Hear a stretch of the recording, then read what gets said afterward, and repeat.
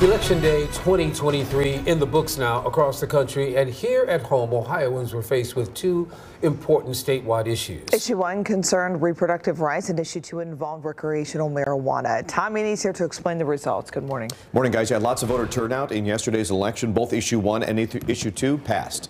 We begin with Issue 1, which was something that the entire country was really watching. Issue 1 enshrines reproductive rights, including the right to have an abortion in the Ohio Constitution. It passed with 56% of the vote.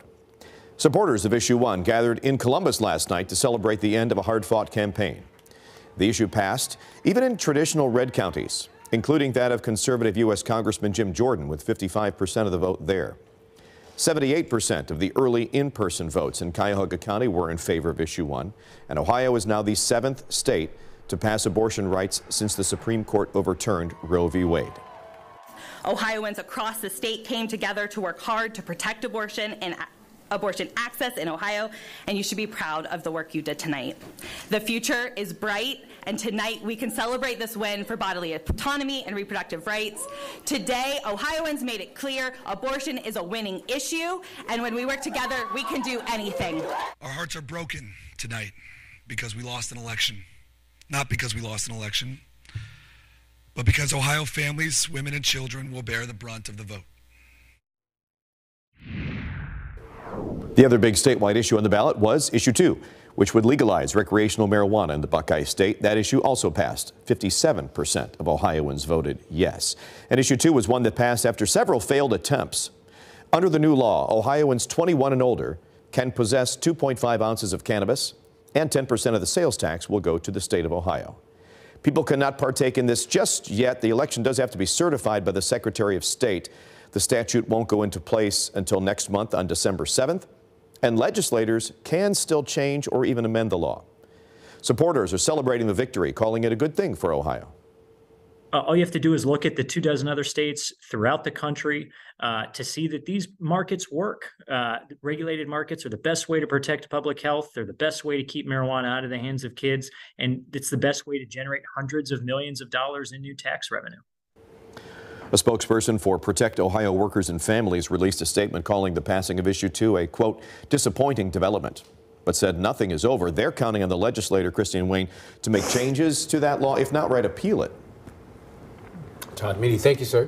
One of the hottest issues here in the city of Cleveland is the so-called People's Budget, which would give citizens the ability to decide how 2% of the city budget is used. Opponents say it would take money away from safety forces. Here are the numbers. It's failing with just 33% of the vote in. In Avon Lake, voters decided on a bond issue that would raise $170 million to build 2 new elementary schools and a new middle school. It has failed with all the votes counted. In Medina, the district has tied together a 37-year bond issue and a $6.5 million continuous operating levy. It has failed with 100% of the votes counted. North Ridgeville asked voters to approve a bond issue for construction of a new high school. All of the votes are in, and it is passed. Shaker Heights also proposing a combined bond issue and tax levies that would fund a new high school and building renovations and expand pre-K. It's passing with just absentee votes being counted right now. In North Canton, a combined bond issue and tax levy is on the ballot, with money to be used for a new middle school and other improvements. All the votes have been counted, and it has passed. Outside of the major school issues, there are several hot-button topics on this year's ballot. In Medina, the city's residents decided on whether to allow bow hunting to help control the deer population. It passed overwhelmingly with 100% of the vote in. In Pepper Pike, voters are deciding whether to add sidewalks to the city's main streets. So far, it's ahead with just under 40% of the votes in. Fox 8 is your local election headquarters. Stay with us for the latest up-to-date information on air and online at fox8.com. We also have results scrolling at the bottom of your screen.